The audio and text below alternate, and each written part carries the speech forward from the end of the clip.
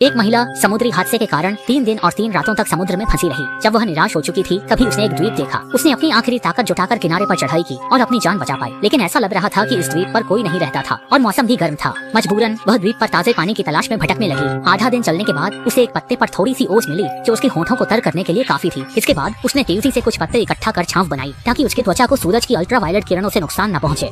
उसने जैकेट उतारकर पसीना पोंछा, अपनी उंगली में पहनी शादी की अंगूठी छूती रही और सोचने लगी काश उसका पति उसके साथ होता। सूर्यास्त के समय वह फिर उठी और आगे बढ़ने लगी, इस उम्मीद में कि जल्दी कोई रास्ता मिल जाए, क्योंकि जहाँ रास्ता होता है वहाँ इंसान होते हैं और रास्ते के अंत में कोई गांव जरूर होगा। शाम को उसने कुछ सूखी टहनियाँ और सूखे पत्ते इकट्ठा किए। वह इनसे आग जलाने की कोशिश करना चाहती थी ताकि खाना बना सके, लेकिन काफी कोशिश के बाद भी आग नहीं जला पाई। थोड़ी देर आराम के बाद उसके दिमाग में एक उपाय आया और उसने अपनी कमर पर बंधा पैर खोल दिया।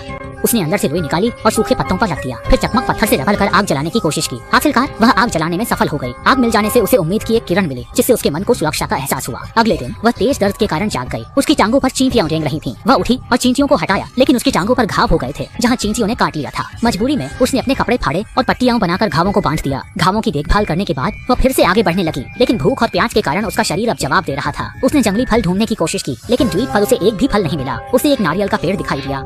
नारियल की ऊंचाई उसके बस से बाहर थी। वह आगे तलाश करता रहा। शाम तक उसे न कोई फल मिला और न एक बूंद पानी। बेबस होकर वह जमीन पर बैठ गया। एक पेड़ के सहारे टिककर खुद को आराम देने की कोशिश की। जंगल इतना शांत था कि डरावना लगने लगा। उसे डर था कि कहीं अचानक कोई जंगली जानवर न आ जाए। इसी डर के साथ वह सो गया। अगली सुबह हो गई। उसने जैसे आंखें खोली तो डर के मारे उसकी जान निकल गई। देखा कि एक लंबा सांप उसके शरीर पर रेंग रहा था। उसने सांस रोक ली और हिलने डुलने की हिम्मत नहीं की। अच्छा हुआ कि वह जीव रास्ते से गुजर रहा था। सुरक्षित होने के बाद वह जल्दी से उठ खड़ा हुआ और सफर पर निकल पड़ा। उसकी टांग की चोट गंभीर होती जा रही थी। 2 दिन से उसने कुछ खाया पिया नहीं था। शरीर सीमा तक पहुंच चुका था। चलना भी लड़खड़ाते हुए हो गया था। जब वह निराश हुआ तभी अचानक उसकी आंखों के सामने एक सफेद रोशनी चमकी और एक आदमी प्रकट हुआ। वह मदद के लिए पुकारना चाहता था, लेकिन मुंह खोलने की ताकत नहीं बची थी। इसके बाद वह जमीन पर गिर पड़ा और बेहोश हो गया।